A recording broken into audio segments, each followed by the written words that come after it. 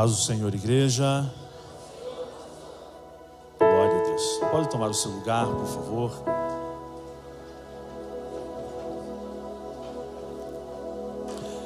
Glória a Deus. Glória a Deus por tudo que nós estamos vivendo nesta casa, nesses dias, nesses últimos tempos.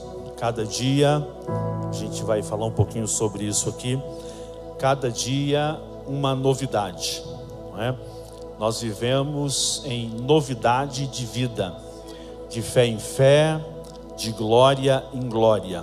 Houve um tempo que a igreja, um bom tempo atrás, a igreja gostava muito de dizer que andava de prova em prova, né?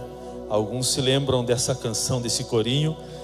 Mas o Senhor Deus, à medida que Ele vai estabelecendo o reino dEle em nossos corações, nós não deixamos de viver as provas, mas passamos a viver mais de fé em fé e de glória em glória, não é? Glória a Deus. Queridos, eu quero compartilhar com você uma palavra. Vou convidar você para nós lermos novamente o texto que o pastor Marcelo leu, Lamentações de Jeremias, por favor, lá no capítulo de número 3, Lamentações, capítulo de número 3. É um texto que eu tenho estado com ele há mais ou menos uns 15 dias, conversando com Deus sobre esse texto e conversando com algumas pessoas também. E a gente vai passando o dia e vai ruminando esse texto. Eu quero compartilhar alguns detalhes desse texto, especialmente de uma palavra que tem no contexto. Lamentações 3, 22 e 25. Eu vou ler numa versão Almeida atualizada. Diz assim, na Ara, eu vou usar essa versão: as misericórdias do Senhor são a causa de não sermos consumidos. Vou repetir o início. As misericórdias do Senhor são a causa de não sermos consumidos. Porque as misericórdias não têm fim, renovam-se cada manhã. Grande é a tua fidelidade. O profeta diz: grande é a tua fidelidade. Ele continua dizendo: a minha porção é o Senhor, diz a minha alma, portanto esperarei nele. Bom é o Senhor para os que esperam por ele, para a alma que o busca. Amém? Glória a Deus. Glória a Deus. Eu gosto de fazer essa leitura. Eu gosto de fazer a leitura assim mesmo, né? Com a sílaba, com a fonética, degustando. A palavra conhecimento, ela significa sapiência. E sapiência é degustar. Então assim, toda vez que você lê a Bíblia, se você lê o texto falando cada palavra, cada sílaba da palavra, você degusta a palavra, independente se é a Bíblia ou não. Você degusta a palavra, então fica mais fácil para você sentir o poder daquela mensagem, daquela frase, daquela palavra, daquele texto. Experimenta fazer isso em voz alta para você ver como que vai ser diferente o seu conhecimento, principalmente se for relacionado à palavra de Deus. Bom, dentro desse texto eu quero falar sobre colocar o miserável dentro do coração, que é o que o texto, que é o que a palavra duas vezes citada no texto que nós lemos nos reflete. Colocar o miserável dentro do coração. O que é um miserável? Assim, só pincelando por cima. Miserável é alguém que está com um déficit enorme, ao extremo. É alguém que está com falta de algo. Alguém miserável, financeiramente, alguém miserável na saúde, alguém miserável espiritualmente. Existem pessoas que uma área da vida dela está em déficit, ao extremo, está vazia, completamente vazia. Existem pessoas que mais de uma área. Existem pessoas que em todas as áreas da vida dela, ela está miserável. Por isso o texto diz, misericórdia, colocar o miserável dentro do coração. No contexto do texto que nós lemos, iniciando lá em Lamentações, do capítulo 1, até lá no final do livro de Lamentações, aí eu separei, fiz umas anotações aqui, e alguns apontamentos. Primeira coisa que eu quero salientar essa noite. Às vezes, o sofrimento vem da mão disciplinadora de Deus. Isso é uma lâmpada que precisa acender na nossa vida. Muitas vezes o que sofremos, o que passamos, são problemas que nós mesmos causamos. Muitas vezes os problemas que vivemos são a disciplina do Senhor. Então sempre que eu tenho um problema, ou se você quiser usar a expressão mais leve, um desafio, problema não, pastor, um desafio, vai só maquiar, é só uma maquiagem, você vai ter que vencer de um jeito ou de outro. Mas se você prefere chamar de desafio, pensa comigo, de onde é que surgiu esse desafio? Porque muitas vezes nós fizemos alguma coisa e estamos sendo açoitados pelo Senhor, repreendidos pelo Senhor, e não nos damos conta disso. Muitas vezes isso acontece. Muitas vezes o Senhor está nos chamando a atenção, nos repreendendo, fechando uma porta, estreitando o caminho, nos levando a um funil, e nós não percebemos, achamos que, acho que a crise está geral, todo mundo tem problema, mas pode ser algo específico, que Deus está querendo que eu me conserte, alguma coisa que Deus quer que eu repare, alguma coisa que Deus quer que eu faça um caminho de volta, que eu refaça. Então, muitas vezes esse sofrimento, ele vem sim da mão disciplinadora do Senhor. Aquele evangelho aguado, adocicado, diz para nós que Deus não castiga ninguém, que Ele não repreende ninguém, que Ele é paizão. Faça o que você quiser fazer, Deus está contigo. Já ouviu?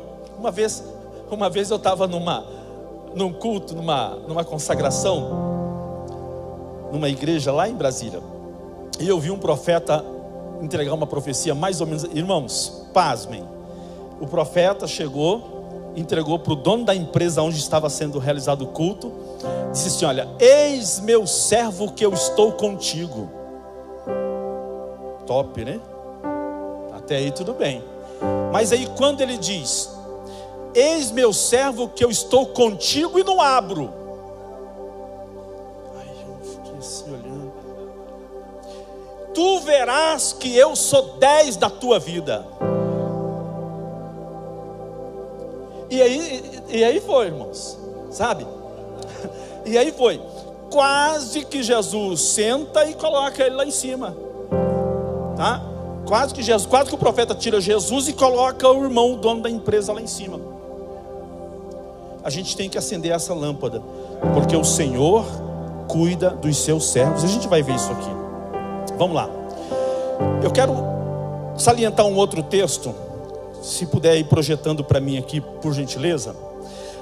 Eu anotei o texto aqui, vou lendo, mas se puder projetar aqui para os irmãos lerem. Jeremias 2,17 diz assim: acaso tudo isso não te sucedeu por haveres deixado o Senhor teu Deus, quando te guiava pelo caminho?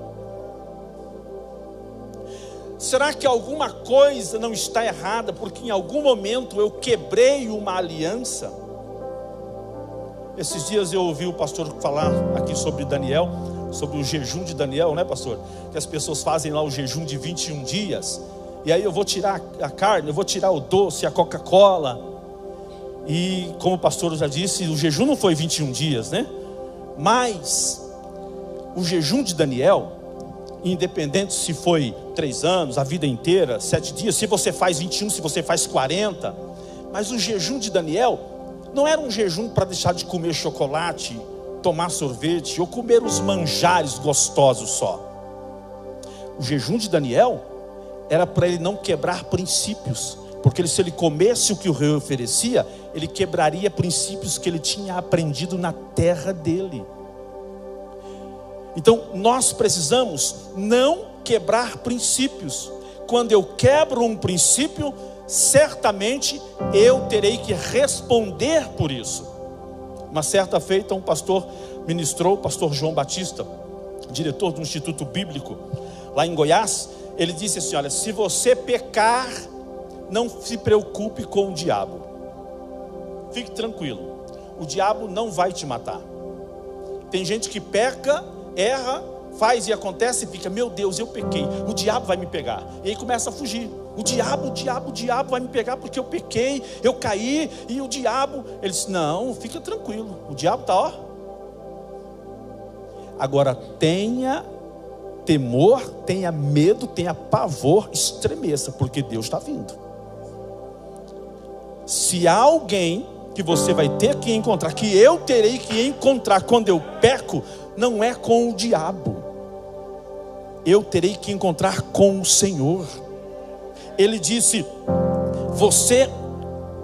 aqui, quando eu leio o texto, eu estou lendo para mim, então ele disse: você, Lorandir, deixou ele no caminho, por isso que isto está acontecendo na sua vida. O livro de Jeremias é uma lamentação, divide-se em 5 lamentações. Eu vou citar essas 5 porque eu quero me ater em uma delas. Então a gente tem o livro de Jeremias, a vergonha de Judá. A gente tem depois a destruição da cidade, a angústia do profeta, a disciplina do Senhor e a declaração do remanescente judeu.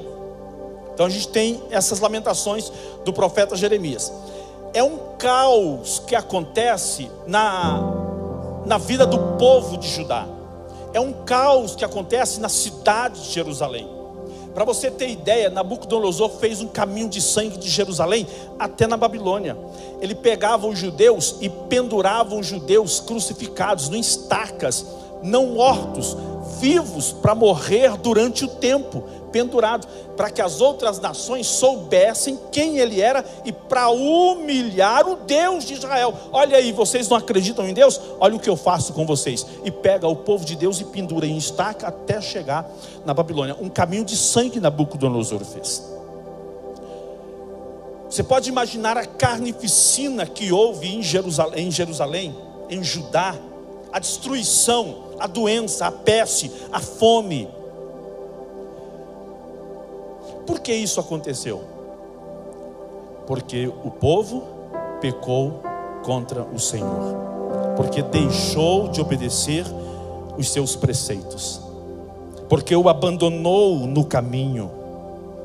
Então, quando Jeremias ele escreve esse livro, ele expressa uma tristeza muito profunda. E se a gente fosse citar, vamos separar só um profeta que viveu talvez até mais do que o próprio Amós, talvez até mais que Jeremias, que teve que andar nu na cidade, foi o profeta Jeremias, porque ele toma para ele aquela carga de uma maneira tão grande, que ele começa a questionar Deus. Ele chega a dizer: eu não prego mais, eu não falo mais, eu não abro a minha boca, eu não profetizo mais. Então, para vocês terem uma ideia de como vivia na íntegra o seu ministério, o profeta Jeremias. Tem um texto em Lamentações 1, no verso 5, que diz assim: os seus adversários triunfam, os seus inimigos prosperam, porque o Senhor a afligiu por causa da multidão das suas prevaricações. Existem inimigos, existem gigantes, pode chamar de filisteu, a gente pode dar o nome que a gente quiser, que parece que eles não são vencidos nunca. Parece que às vezes dá uma trégua, principalmente quando nós estamos nesse ambiente. Esse ambiente de glória, de louvor, de palavra, de aleluia, de abraço, de beijo, de aperto de mão. Mas daqui a pouco você vai ter que voltar para casa. E quantos de nós, quando voltarmos para casa, vamos ter que abrir a porta e dar de cara com o filisteu, com o gigante que ainda está lá, que não foi vencido?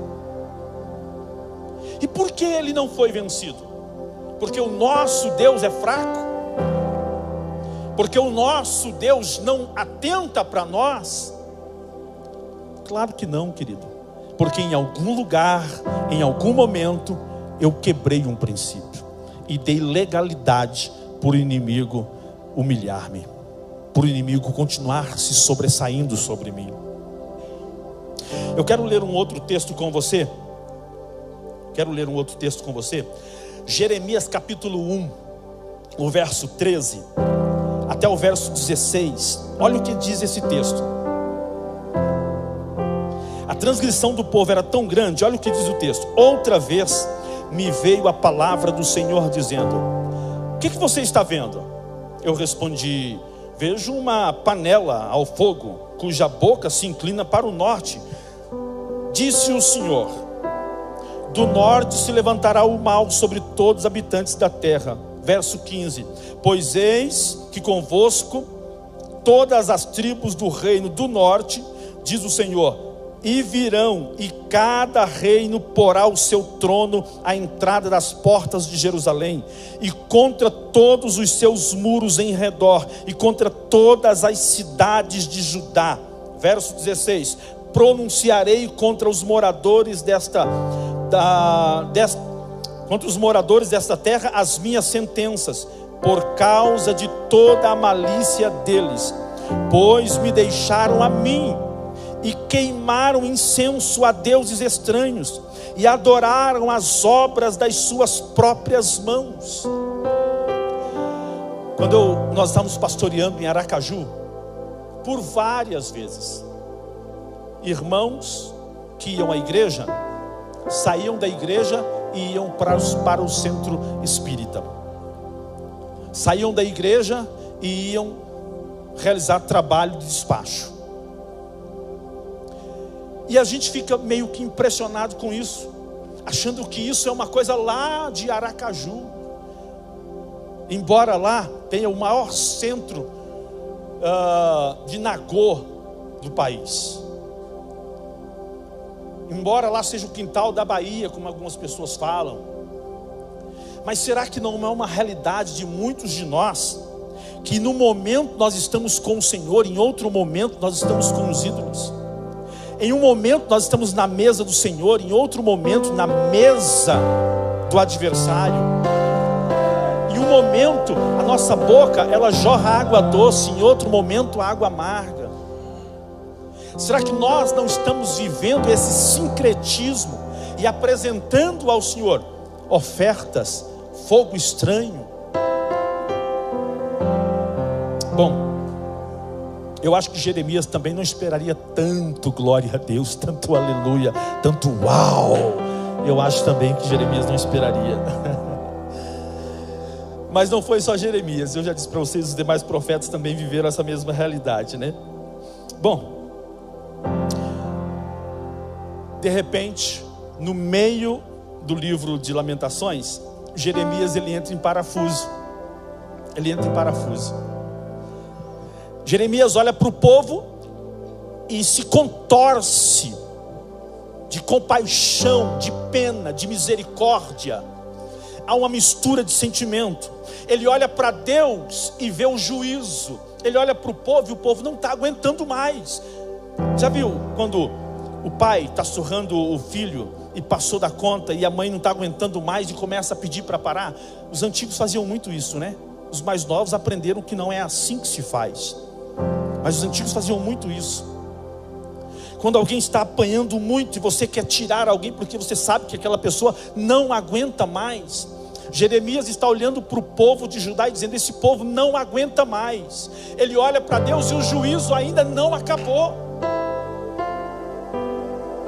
Me ficou na memória quando o profeta Jeremias chega para o rei Zedequias, não,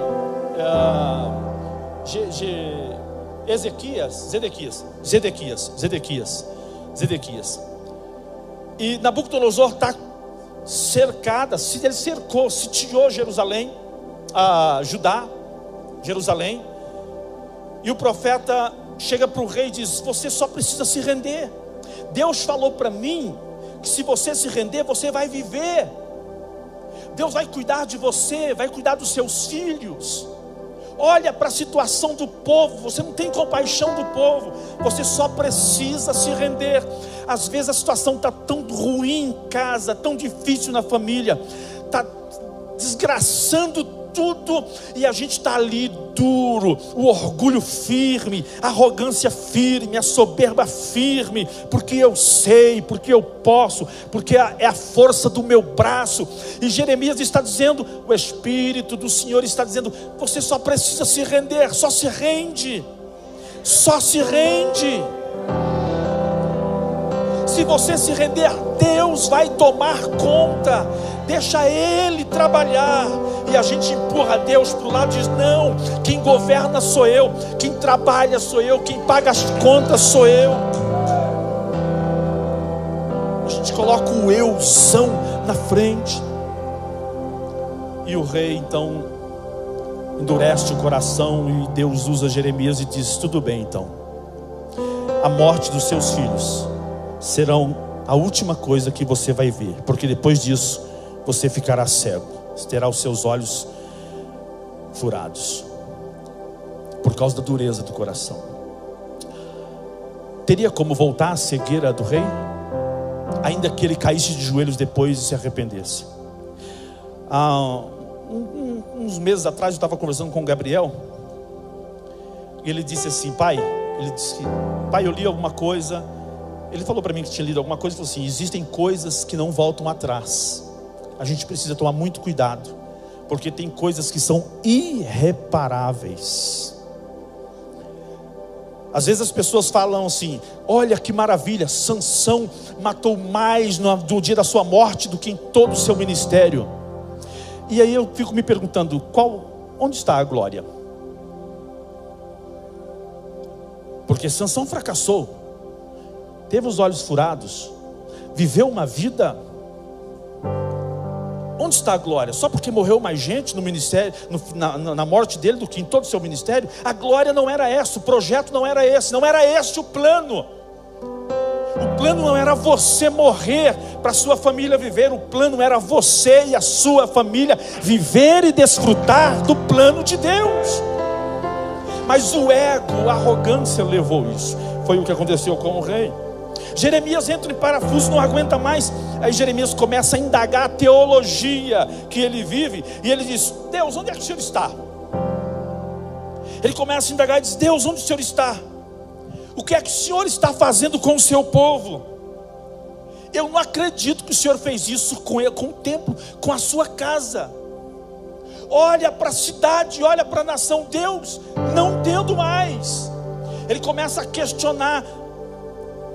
Quando você começa a questionar, sentindo a compaixão de alguém que está vivendo esse sofrimento, na posição de Jeremias, é uma coisa, ainda é um risco, mas é uma situação. Agora, quando nós, mergulhados nas quebraduras, nos destroços das alianças que quebramos, começamos a questionar Deus.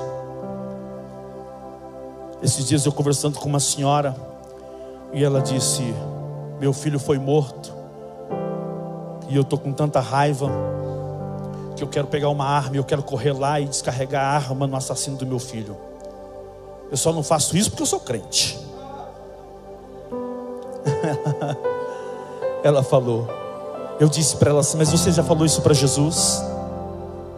Não, nunca falei. Mas a senhora está falando para mim, eu não conheço a senhora não me conhece. Jesus é seu amigo. Fala para Jesus. Vai lá na sua casa, coloca uma cadeira para você, uma cadeira para Jesus. Fala assim: Jesus, senta aqui. E fala para ele: Jesus, eu estou com uma vontade tão grande de descarregar uma arma na cabeça do cara que matou meu filho. Fala para ele. Mas fala abrindo o seu coração. Ela disse: eu não tenho condições de fazer isso, porque é o que eu quero. Com o coração endurecido, com o coração robustecido.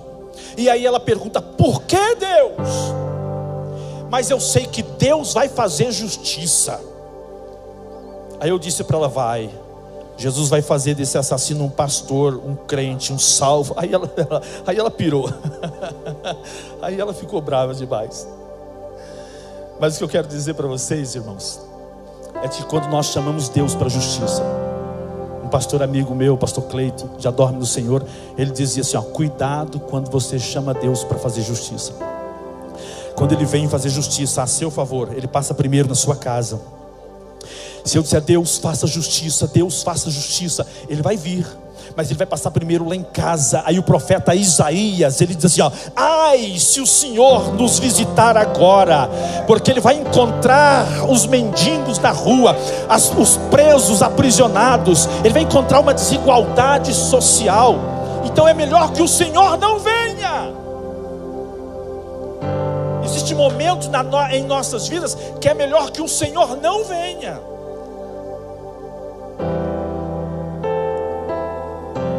Ainda, quando Jeremias está nessa angústia, o povo de Deus está onde? Na Babilônia. E aí eu quero ler com você um salmo que eu acho muito tremendo, muito poderoso, que é o salmo de número 137. Quero ler com você.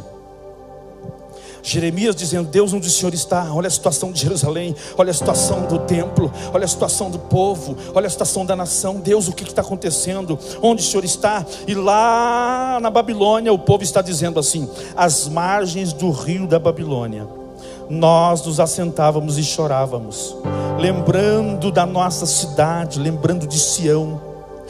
Nas árvores dos salgueiros que haviam lá, nós pendurávamos as nossas harpas. Os nossos algozes, aquelas pessoas que nos levaram cativo, que penduraram nas estacas os nossos irmãos, os nossos conterrâneos, eles diziam: cantem agora, cantem agora. Mas como nós vamos cantar uma canção longe de Sião? Como haveríamos de entoar o cântico do Senhor em terra estranha? Se eu de ti me esquecer, ó Jerusalém, que se resseque a minha mão direita, apegue-se a língua ao meu paladar, se me não lembrar de ti, se não preferir eu Jerusalém, a minha maior alegria. Você já se sentiu numa terra estranha? E alguém disse: canta pra gente. Alguém disse: cadê o seu Deus agora? Cadê o Deus que você prega, o Deus que você jejuma? Cadê o Deus daquela igreja? Cadê o Deus daquelas fotos bonitas que você posta lá no Instagram? Cadê o seu Deus agora? E aí o diabo vem, te dá um tapa no rosto de cá, e te dá um tapa no rosto de lá, como disse o apóstolo Paulo, e te bate de cá, te bate lá, e você vai dizer o quê?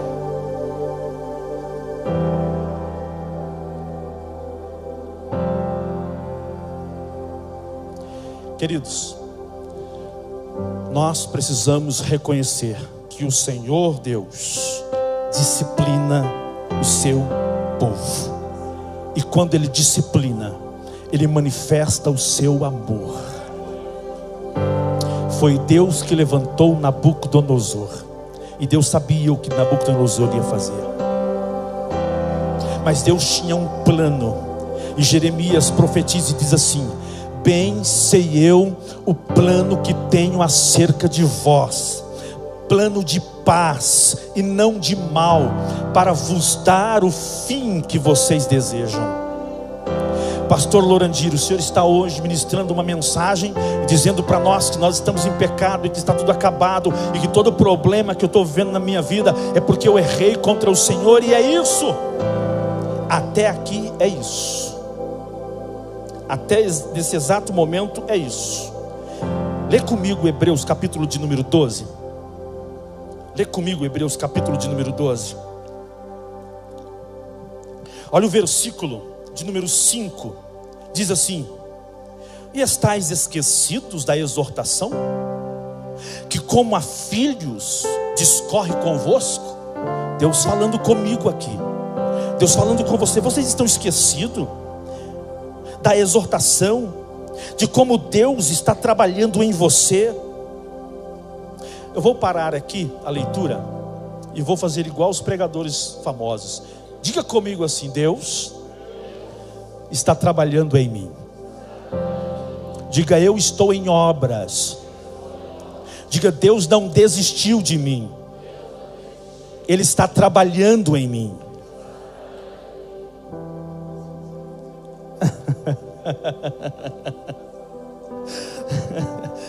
Filho meu, ainda no versículo de número 5, não menosprezes a correção que vem do Senhor. Então não precisa eu dizer assim: olha, o Senhor está me dizendo que tem alguém murmurando aí da mensagem. A Bíblia já está dizendo: não desprezes a correção que vem do Senhor, nem desmaieis quando por Ele for reprovado. Quando Deus fechar a porta e disser para você: não, não. Mesmo quando eu me achar merecedor e Deus disser não.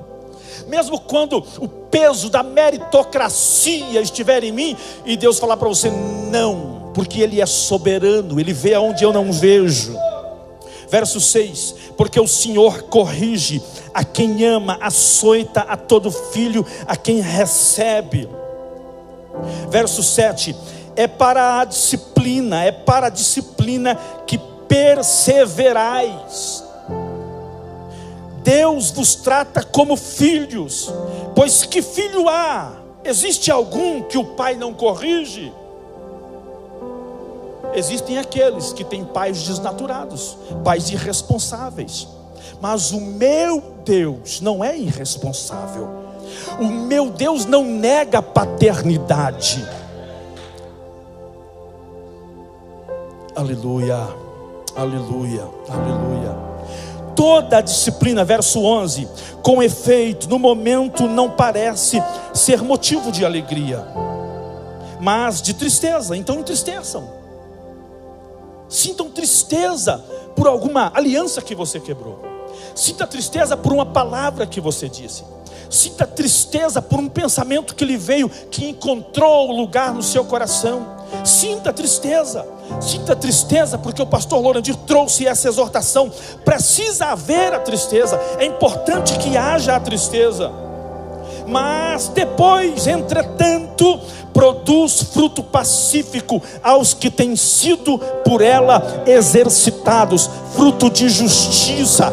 Nesse momento, quando você exercitar isso, quando a disciplina for exercitada em você, você vai poder ficar de pé, ou de joelhos, ou deitar, vai poder levantar as mãos para o céu e dizer assim: Deus, faça justiça agora a meu favor, faça justiça agora a meu favor, porque as minhas vestes foram embranquecidas.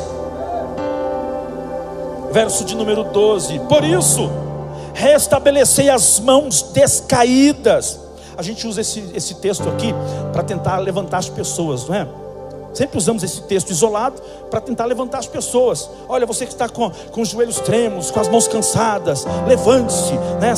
Seja revigorado, faça veredas retas, para que as pessoas que estiverem no caminho sejam curadas através da sua vida. Mas o Senhor está dizendo aqui: isso aqui é para aquele que recebe a exortação, a correção, o açoite.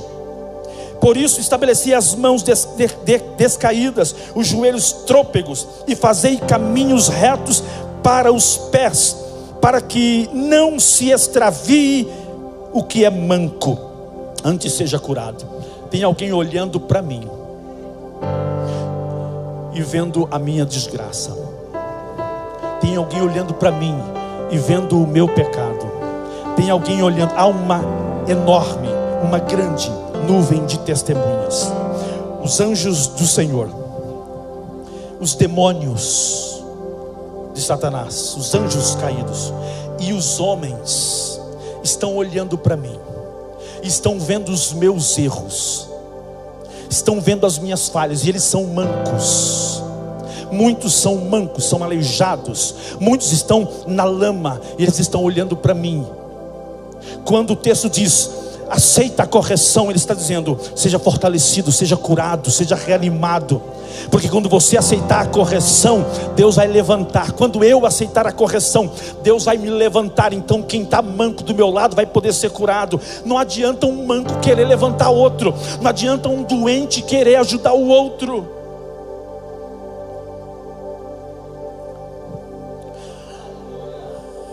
Um juiz castiga o criminoso porque o juiz está querendo preservar a lei. Mas um pai disciplina um filho porque o pai quer construir um caráter, porque o pai quer assegurar o amor dele no filho. Por isso o pai disciplina.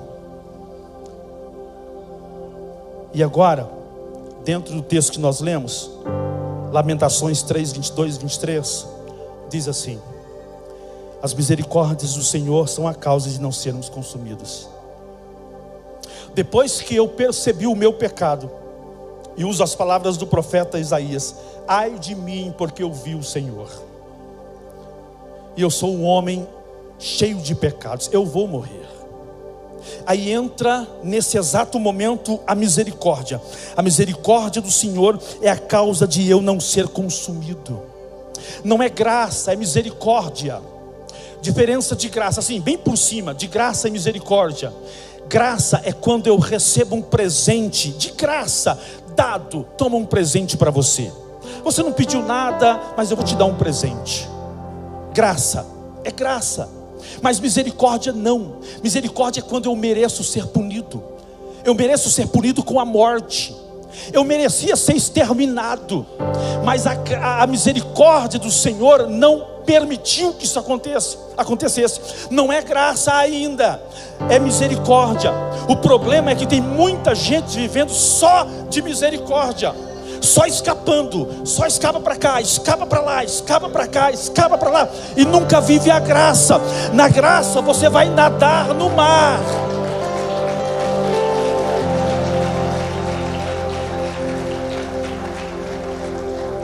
Existem pessoas que só vivem da misericórdia. Mas essa noite o Senhor está dizendo para mim: Lorandir, você está aqui hoje, você está aqui agora ainda vivo por causa da minha misericórdia. Se não fosse ela, os seus inimigos, Lorandir, já tinham te engolido vivo. Aleluia, aleluia. Eu já destaquei a palavra misericórdia. Pegar o miserável e colocar dentro do coração. Misericórdia, miserável, coronária, coração. Algumas traduções vai dizer que essa expressão córdia é a entranha de uma pessoa. Então é pegar o miserável e guardar nas suas entranhas. Talvez como uma mãe gera o seu bebê, que ela o protege. Então é pegar um miserável, alguém sem nenhuma condição, alguém indefeso, totalmente vulnerável, e guardar isso. Foi isso que Deus fez comigo. Ele me viu caído, Ele me viu no pecado. Não estou falando de quando eu estava sem Cristo. Eu estou falando depois que eu entreguei a minha vida para Jesus, e eu pequei, e eu errei, e eu falhei numa palavra, num pensamento, numa atitude, numa decisão. Eu fui pecando, e peco de cá, e peco de lá. E de repente o Senhor disse: não, o inimigo, Satanás, o adversário vai matá-lo. Ele pega com a misericórdia e coloca na entranha dele, no coração dele. É por isso que a Bíblia diz: o maligno não lhe toca. Não é porque você é bam, não é porque você ora, porque você jejuma, porque leu a Bíblia 5 vezes no ano. Não, é por causa da misericórdia. Deus pegou você e escondeu na entranha dele. Aleluia, aleluia. Diga comigo: eu estou escondido nas entranhas do Senhor. Sabe o que saiu das entranhas do Senhor lá na cruz? Água e sangue. Sangue, misericórdia, cobre, não deixa morrer. Água, graça da vida. Não se nasce pelo sangue se morre, mas por água se nasce. Água, graça, sangue, misericórdia. Ainda correndo para o encerramento, Salmo de número 136. Aleluia. O profeta Jeremias e toda a Bíblia nos revela a misericórdia do Senhor como um tributo dele. Um atributo dele, perdão. Texto do Salmo 136, verso 1. Rendei graças ao Senhor, porque Ele é bom, porque a sua misericórdia dura para sempre. Você consegue repetir? Vamos repetir ali, todo mundo junto. Versículo 1, no 3. 1, 2, 3.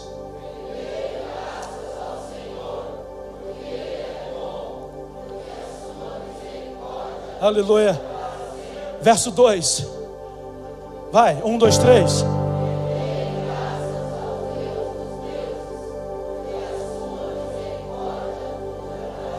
Verso 3. Aleluia. Verso 4. Verso 4. Vai.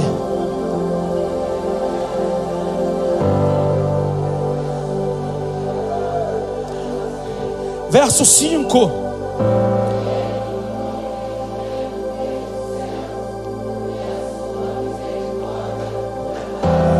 Verso 6.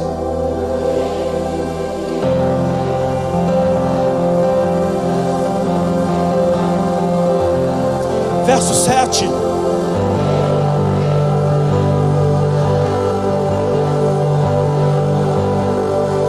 Verso 8. Verso 8.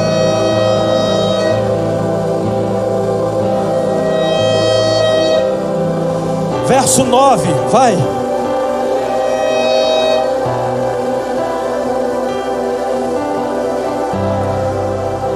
Verso 10.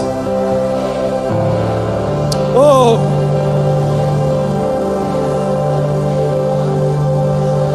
Verso de número 11.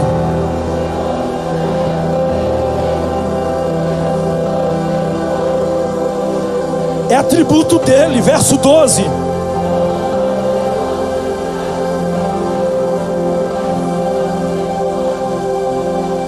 Verso 13.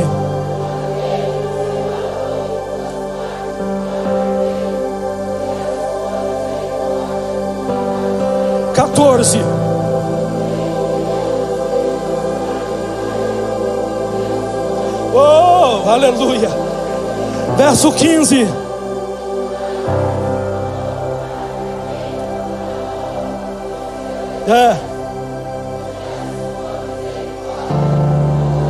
Verso 16. Aleluia.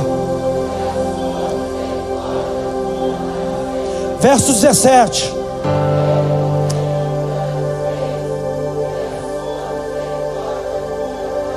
Verso 18.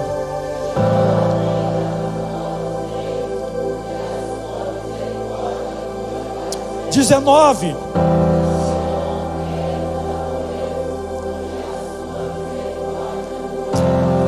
Vamos ficar sobre os pés. Verso 20.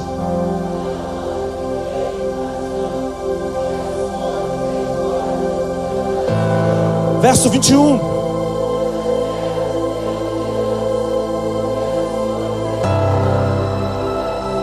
Vinte e dois.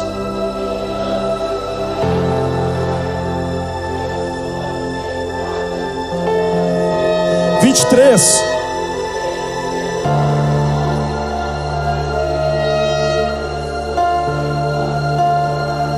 Vinte e quatro.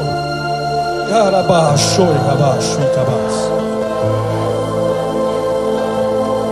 25.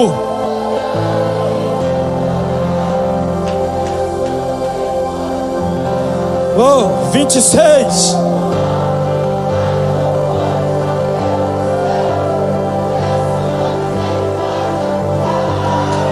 Adore. Adore. Aleluia. Aleluia. É a misericórdia do Senhor. É a misericórdia do Senhor. Eu estou aqui por causa da misericórdia dele. Você está aqui por causa da misericórdia dele. Não foi o que eu li, não foi o que eu orei, não foi o que eu jejuei, não foi a minha roupa, não foi nenhum óleo derramado na minha cabeça, não foi a profecia, foi a misericórdia dele, foi a misericórdia dele. Ele me colocou na entranha dele, eu estou guardado nele.